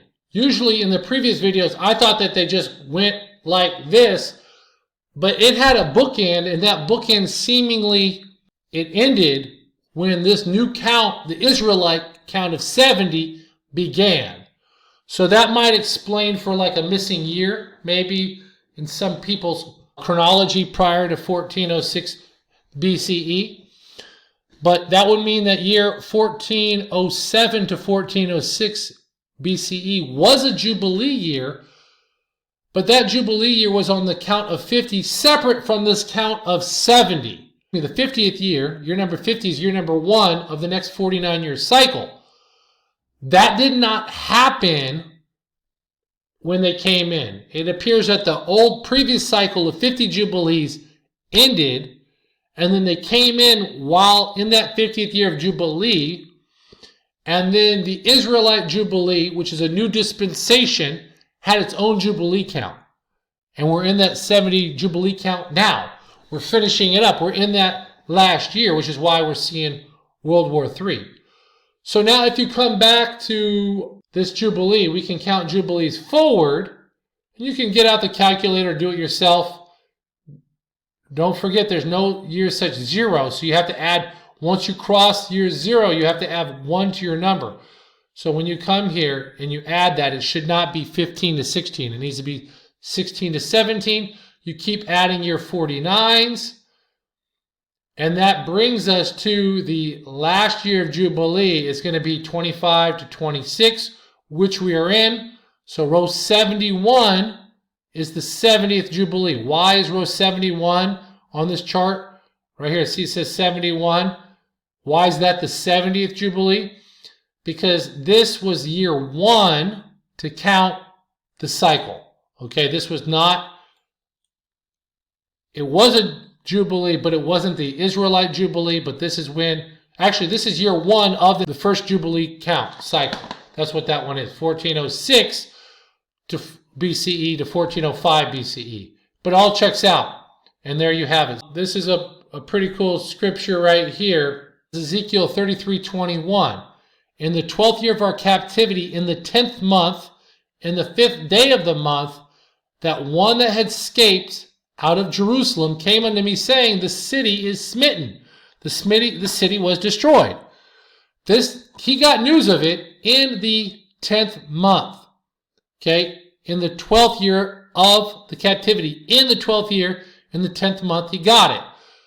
The 12th year of the captivity is also the 12th year of Zedekiah. I don't think Zedekiah had a 13th year, so I should remove that right there. So don't worry about this. Okay? The 12th year of captivity is when it happened. So what you have here is, again, Nebuchadnezzar's years are on months 1 through 12. So that's why you see Nebuchadnezzar's 19th year. The city was destroyed on the 10th day of the 5th month in Nebuchadnezzar's 19th year, as I've now been saying throughout this entire video. So this is when it was destroyed. It was destroyed right here. So he got news, Ezekiel got news in the 12th year of the captivity. So it was destroyed in Zedekiah's 11th year, and in the 11th year of the captivity, as I showed you on the chart right here. Let me go ahead back to this chart. In the 11th year, right here of Zedekiah, right here, 11th year, it was destroyed in the 5th month, okay? Which is in the 19th year of King Nebuchadnezzar. And that's all checks out. It all checks out right there. So 11th year of Zedekiah, 19th year of Nebuchadnezzar. In the 5th month, the city was destroyed. So now I'm going to come back to this chart, expand it here. 5th month, 19th year, 11th year of Zedekiah, which is also the 11th year of the captivity. The temple was destroyed. The city was destroyed. Ezekiel got news only about 5 months later. He got the news that the city was destroyed. As it was prophesied, he was told, Ezekiel was told prior to the city coming that he would get news from a escapee, from a refugee, that the city was destroyed, and it happened, okay, right here on this date. So it all checks out. Now, in Ezra chapter 7, verse 9, I shared about this in my video a couple years ago. Ezra took a voyage from Babylon to Jerusalem, and it's recorded to have taken 5 months. Actually, it only took 4 months. From the first day of the first month, he began to go up from Babylon, and on the first day of the 5th month, which is only 4 months later, came he to Jerusalem. So it only took 4 months for Ezra to travel from Babylon to Jerusalem. So Ezekiel getting the news in 5 months, it's totally plausible. News travels fast, but it's totally doable per Ezra 7 verse 9. It's exactly doable. They always say, what do they say? Good news travels fast, but bad news travels faster or something. So the bad news came to him extremely fast in about 5 months' time. It did not take Ezekiel a year and 5 months to hear about it in Nebuchadnezzar's in the 13th year. It did not happen here, which means that this is just proof that Ezekiel used the civil agricultural year for this year of the city's destruction, the year of the captivity, the year of the destruction. This is how it happened. He was using the civil year. Jeremiah was recording in the Nebuchadnezzar's ecclesiastical year, that that also the northern kingdom might have used to record their king's ascension. So that's it. It's also important to note some differences between Ezekiel 40 verse 1 and the Masoretic, Aramaic, and the Greek Septuagint. The LXX Ezekiel is missing 16%. It doesn't seem that 16% was added. We can fit why, because the Dead Sea Scrolls seems to confirm. I did my own audit of the Dead Sea Scrolls. Dead Sea Scrolls confirms the Masoretic Ezekiel over the LXX Ezekiel. Go ask AI. I never used AI for any of this stuff. I just started using AI like a couple of months ago. Never used AI before. And speaking of AI, the information that I'm presenting, you can take this paper right here. I plugged in all of my stuff into AI, had it fact check it.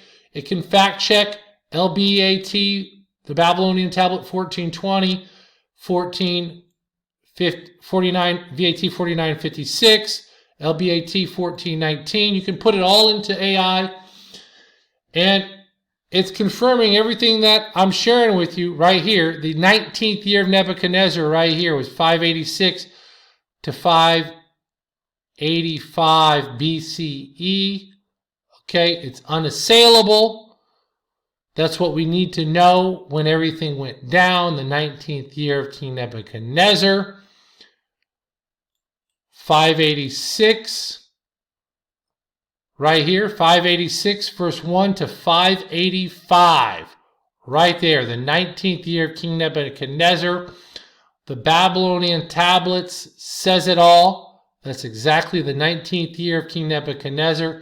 Again, it checks out 586.01 to 585 verse 12, month 12. It completely checks out, and you can take a look at the AI. So what I'm going to ask that you all do, come here to this document, copy and paste this AI verification, read through it for yourself. It gives you the LXX, it talks about the smoking gun. It gives you all the information that I'm giving you right now. And if you want to read it and you don't want to hear me talk, go click this and it'll tell you for yourself. It gives you all of that. Final conclusion, it's correct. In this, I put my information against Roger Young's information, I think, in this AI chat answer that's for everybody out there, okay? Also, or maybe it was in this one that I did it, a second AI one.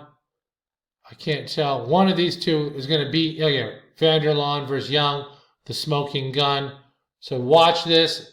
It debunks Roger Young's information, and we're in the Jubilee. So I'll be putting this in there. It talks about the escapee, talks about Joshua's long day, talks about all of the calendars, and then gives you the conclusion that the information that I'm presenting you is correct.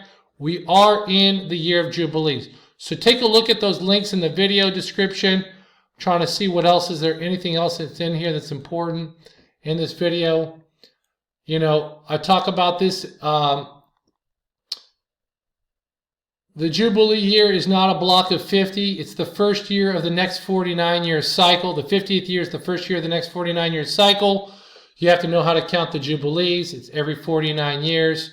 So that's important to know. I'm going to go ahead and try to wrap this up here. Oh, okay, now we're getting into some cool stuff about them crossing the Jordan and everything else. So the Israelites crossed the Jordan. 3 proofs it was a Jubilee year. Dead Sea Scroll 4Q379, fragment 12. The book of Jubilees, chapter 50, verse 1 through 4. The book of Joshua. It says that it's the Hebrew word Yobel, which is Jubilee, which is in the theme of Joshua's conquest. So you have to watch this video. Here you go. Dead Sea Scroll 4Q379, the Apocryphon of Joshua. It says, okay, the waters which come down stood piled up.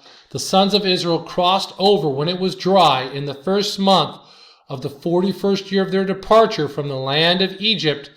Remember, they wandered for 40 years, so this is in the 41st year, in the first month. So the wandering of Egypt was on the ecclesiastical calendar.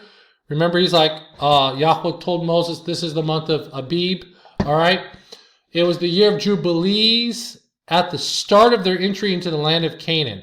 So it was already in the year of Jubilee when it started. This messed me up. So they came in, it was the year of Jubilee, but a couple of years ago, I said that the Jubilees overlapped, but that's incorrect. It was like a bookend, okay? This Jubilee was the 50th Jubilee from Adam, according to the book of Jubilees. The book of Jubilees is 50 chapters. This is chapter 50 of the book of Jubilees. This goes with what I just shared with you right here of the Dead Sea Scroll Joshua Apocryphon. Here it says, and after this I made known to thee the Sabbaths, the days of the Sabbaths in the desert of Sinai, which is between Elim and Sinai. And I told thee of the Sabbaths of the land of on Mount Sinai, and I told thee of the Jubilee years in the Sabbaths of the years. But the year thereof have I not told thee until ye entered the land which ye are to possess. So he told them about the Jubilees, but he didn't tell them what year they were in, okay? And the land also shall keep its Sabbaths when they dwell upon it, and they shall know that the Jubilee year. Wherefore I have ordained for thee, Moses, the year weeks and the years and the jubilees. There are 49 jubilees from the days of Adam until this day that Yahweh is speaking with, or Elohim is speaking with Moses. 1 week and 2 years. Okay, 1 week and 2 years is 9 years. Okay, and there are yet 40 years to come, literally distant, for learning. They had to learn the commandments of Yahweh in the wilderness until they, the Israelites, not Moses, so Moses is being prophesied, until the Israelites pass over what? Pass over the Jordan, pass over into the land of Canaan, crossing the Jordan River to the west. So it was 9 years, and it says there were going to be 49 years until they crossed over, which is the Jubilee. Okay? And the Jubilee shall pass by until Israel is cleansed from all guilt and fornication. What Jubilees? That's the 70 Jubilees. So when they crossed over, it appears that the count from Adam is page 1. Okay, when they crossed over, they were in the year 50 Jubilee, which is the book of 50 Jubilees. That year, right there, they were crossed over. Then they were given, then it said in Leviticus 25, 1 through 7, when you come into the land, you start counting your Sabbaths, your 7 Sabbaths. And it says to not sow or reap or till the ground. When do you not sow? You do not sow. You start sowing in the wintertime. So they were to sow the land that fall that they came in. So if 1407 to 1406 was the year that they came in, springtime, up until fall, that was the Jubilee year. Then in fall 1406, they began the new count of sowing the seed, because you would sow your seed in the fall. And this is what we're looking for. The Jubilee shall pass by until Israel is cleansed from all guilt of fornication, uncleanliness, and pollution, and sin, and error. Okay, so that's sin, and dwells with confidence in the land. So Israel has to come back into the land in the 70th Jubilee of the Israelites. And there shall be no more a Satan or any evil, and the land shall be clean from that time and forevermore. So maybe like Ezekiel 38 and 39 has to happen in this year. Maybe some supernatural event might have to happen in this year according to the prophets. If you believe the prophets, if you swear your hand on the Bible and believe the Bible and the prophets, this is what they were all expecting. This is what Isaiah was expecting. So it was a Jubilee when the Israelites entered in. I've talked about this in the past. The Jubilee horns, 6 times it used the word Jubilee in Joshua chapter 6, but it didn't use it 7 times, which is interesting. So maybe that last Jubilee line will be used in this one coming up. This is the chronological events of the book of Joshua. In that Jubilee year, the 50th Jubilee, they crossed the Jordan, they camped at Gilgal, they set up the 12 stones, they did their circumcision that day, then they did the Passover, then they did the Battle of Jericho, then they sinned in the Jubilee year, which is a big no-no. Hopefully the real Israelites learned from that this time around. Then there was a defeat at Ai, then there was the sin of Achan, that was the sin that happened because of the defeat at Ai. Then they went back and they got their conquest of Ai. They got a second chance. So the Jubilee year was also a year of second chances. It was a year of sin. It was a year of second chances. Hopefully no sin. Well, sin's been going on in this Jubilee year. Hopefully it's the year of second chances for the Israelites, the biological Israelites. Covenant of blessing and curses. Deceived by the Gibeonites. The Gibeonites are among the Israelites to this day. Okay, they probably took on a different ethnicity, but they're Canaanites. Okay, Canaanite Jews possibly. You have the 5 Kings War. Some of the Jews. Some Jews are biological Israelites. There's no doubt about it. I believe that some of the Jews maybe like 10%, 15% are biological Israelites. The rest of the Jews are all different. You have Japhethites. You have other type of Shemites like Edomites. You have Amalekites. You have Gibeonites, which are Canaanites, which are Hamites. So it's just a big old melting pot of ethnicity. They're not an ethno-religious people group. That's just the truth. I'm a scholar. I'm an archaeologist. Went to University of Virginia. Went to Berkeley. UC Berkeley. Doesn't mean anything. I didn't learn anything there. But I took archaeology, anthropology classes, archaeology classes. So I guess I could say I'm educated a little bit in archaeology, but it doesn't mean anything to me. It just takes common sense to know how to read a haplogroup chart to understand this information. Then you have the 5 kings' war against the Gibeonites, and you have Joshua's long day. All right, so here's Joshua's long day, 1406 BCE. You have Joshua's long day. Again, I did a video on this. Watch my video from like 6 months ago. It was pretty awesome. And so here's the Jubilee timeline. This is old. Okay, I got to wrap it up. This is the 50th Jubilee, so it ended here. This is all the events that happened that I just read you off of.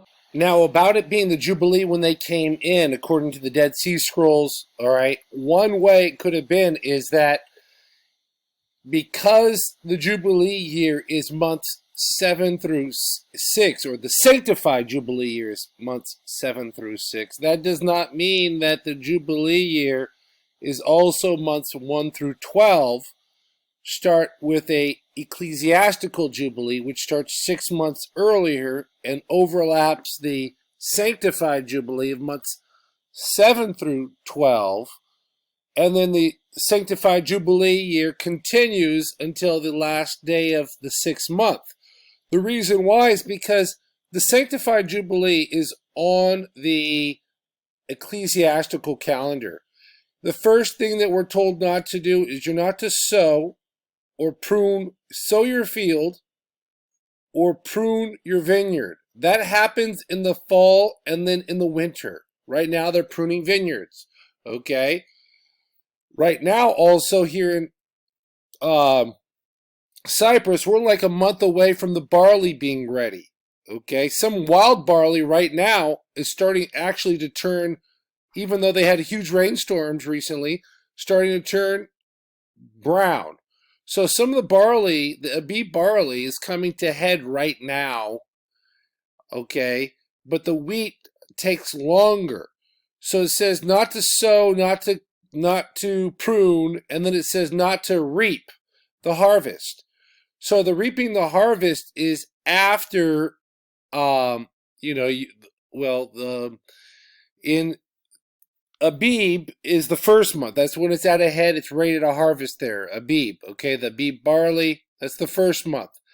Then you have the wheat harvest after you do the barley harvest. But that's in the first month. And then the second month, you start reaping the wheat. Okay, at the end of the second month, the wheat is ready. So what that means is that those are agricultural themes, part of the sanctified agricultural year, part of that Jubilee cycle. So that's how this all works. So it's definitely on that. So maybe in 1406, when they came in, maybe the Jubilee started right here, and it was non-sanctified, and then the sanctified year began. So maybe that's why the author said, hey, it was a Jubilee year when they came in. That's a possibility. That's really not as important. What's important is that when they came in, the Jubilee year officially counted right here in the 7th month. That's when it really began, and the 70 Jubilees started in the 7th month, 1406 BCE. Moses dying right here, probably in the 12th month. I had it in the 11th month, but I think Moses died in the 12th month. And then this is when they started counting right here in 1406 BCE in the 7th month. This is when the Israelites were told to start their 70 Jubilee count right here, and we're at the end of it right now. This is the 70th Jubilee that we're in. We're currently right here. We're like, what did I say, the 19th day of the 11th month. Wow, we're like right here. So there's only about 6.5 months left of this Jubilee, and a lot can happen in that time period. We don't know what's going to happen. If this is correct, it might not be correct. Well, we'll see. Where is Yahweh Elohim? Where is Yahweh Elohim? That's the question. Where is the Elohim of Eliyahu? That's the question that we're asking, that I'm asking, that we should be looking for. Where is he? Because we are in the Jubilee according to the Bible, according to all the other stuff. We are in it. So I'm signing off. I hope that you're blessed by the information in this video. I hope that you're blessed. Check out this information. Check out this spreadsheet. Download everything in the video description. I hope that you're blessed. And shalom to all my brothers and sisters out there who have the testimony of Master Yahushua and who guard his commandments, which are the 10 commandments, looking to guard the law of Torah, and that are in covenant relationship in the book of the covenant of Noah, which is to only eat boiled flesh. Shalom to all of you. And let's see what happens. May your name be found in the book of life. May we see what happens. There's going to be a lot of destruction. I think a lot of Christians are looking for a rapture. I think the wars have to happen first, which I don't think is a good idea to probably be in America or in any other nuclear target location. So, I hope that you're all blessed. There's something to think about. And there's going to be a lot of mourning. There's going to be a lot of death. Only some people are going to alive and remain, and maybe those people are going to be planted in the Holy Land according to Isaiah chapter 61, verse 3. I think that is. So I'm signing off, and I hope that you're blessed.